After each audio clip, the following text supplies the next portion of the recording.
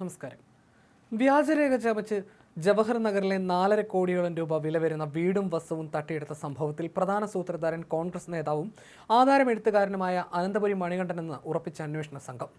തട്ടിപ്പ് സംഘത്തിലെ മറ്റുള്ളവരെ കണ്ടെത്താൻ സംശയിക്കുന്നവരുടെയെല്ലാം മൊബൈൽ ടവർ ലൊക്കേഷൻ ഉൾപ്പെടെ പരിശോധിക്കുകയാണ്.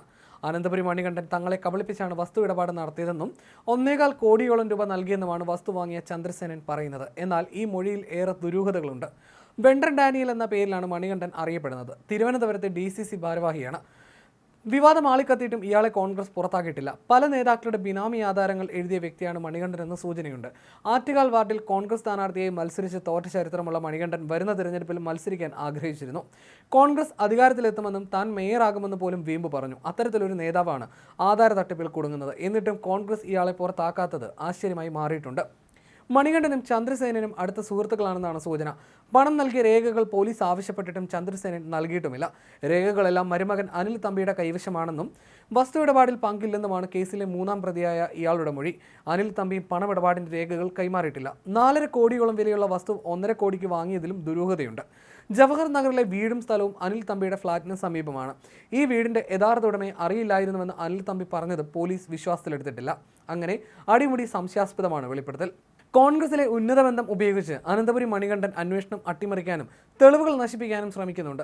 ചന്ദ്രസേനന്റെ മകളുടെ ഭർത്താവും വ്യവസായിയുമായ അനിൽ തമ്പിക്കും കോൺഗ്രസ് സംസ്ഥാന നേതാക്കളുമായി അടുത്ത ബന്ധമുണ്ട്. മണികണ്ഠന്റെ ജാമ്യാപേക്ഷ കോടതി ഒരാഴ്ച മുമ്പ് തള്ളിയിരുന്നു. ഒളിവിൽ പോയ ഇയാളെ പിടികൂടാനുള്ള ശ്രമത്തിലാണ് മ്യൂസിയം പോലീസ്. അതേസമയം മുൻകൂർ ജാമ്യത്തിനായി ഹൈക്കോടതിയെ സമീപിക്കാനുള്ള നീക്കത്തിലാണ് മണികണ്ഠൻ. ചൊവ്വാഴ്ച മണികണ്ഠന്റെ സഹോദരൻ ആറ്റുകാൽ പുത്തൻകോട്ട ശിവക്ഷേത്രത്തിന് സമീപം ഗണപതി ഭദ്ര വീട്ടിൽ CA മഹേഷിനെ പോലീസ് അറസ്റ്റ് ചെയ്തിരുന്നു. മണികണ്ഠനും മഹേഷും ചേർന്നാണ് ആധാരമെഴുത്ത് ഓഫീസ് നടത്തുന്നത്. തട്ടിപ്പിനായി വ്യാജ ആധാരം നിർമ്മിക്കാനുള്ള ഈ സ്റ്റാമ്പ് എടുത്തതും രജിസ്ട്രേഷൻ ഫീസ് അടച്ചതും മഹേഷിന്റെ ലൈസൻസ് ഉപയോഗിച്ചാണ്. സ്വന്തമായി ലൈസൻസ് ഉണ്ടായിട്ടും അത് ഉപയോഗിക്കാതെ അനുജന്റെ ലൈസൻസ് ഉപയോഗിച്ച് തട്ടിപ്പ് നടത്തിയതും ആസൂത്രിതമാണ്. അമേരിക്കയിൽ സ്ഥിരതാമസമാക്കിയ ഡോറ ആസ്ട്രിയ ക്രിപ്സ് എന്ന സ്ത്രീയുടെ ഉടമസ്ഥതയിലുള്ള വീടും സ്ഥലവും വളർത്തുമകളെന്ന വ്യാജേന പ്രതിയായ മെറിൻ ജോസഫിന്റെ പേരിൽ ധനനിശ്ചയം ചെയ്ത് ആധാരം തയ്യാറാക്കിയതും അഭിഭാഷകനായ വൈ കോൺസ്റ്റന്റൈനാണ്. ലൈസൻസ് ഉള്ള ആധാരമെഴുത്തുകാരനായിട്ടും പിടിക്കപ്പെടാതിരിക്കാൻ മറ്റൊരു അഭിഭാഷകന്റെ പേരിൽ തയ്യാറാക്കിയതെന്നാണ് സൂചന. വ്യാജമായി നിർമ്മിച്ച ധനനിശ്ചയ ആധാരവും വിലയാധാരവും ജനറേറ്റ് ചെയ്തത് മഹേഷിന്റെ ലൈസൻസ് അക്കൗണ്ടിൽ നിന്നാണെന്നും കണ്ടെത്തിയതായി മ്യൂസിയം പോലീസ് പറഞ്ഞു. ആധാരം രജിസ്റ്റർ ചെയ്യാനായി ഈ സ്റ്റാമ്പ് ജനറേറ്റ് ചെയ്ത് രജിസ്ട്രേഷൻ ഫീസ് അടയ്ക്കണം.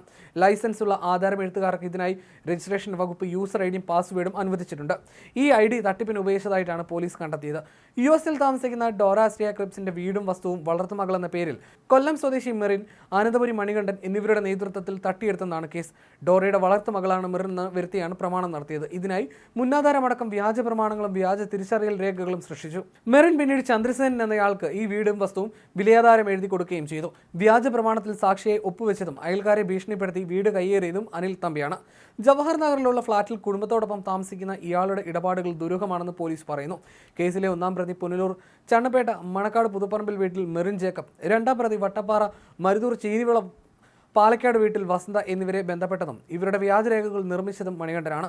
ആൾമാറാട്ടത്തിന് പണം ലഭിച്ചെന്നും മണികണ്ഠൻ പറഞ്ഞതനുസരിച്ച് ഒപ്പിട്ട് നൽകിയായിരുന്നുവെന്നുമാണ് ഇവരുടെ മൊഴി.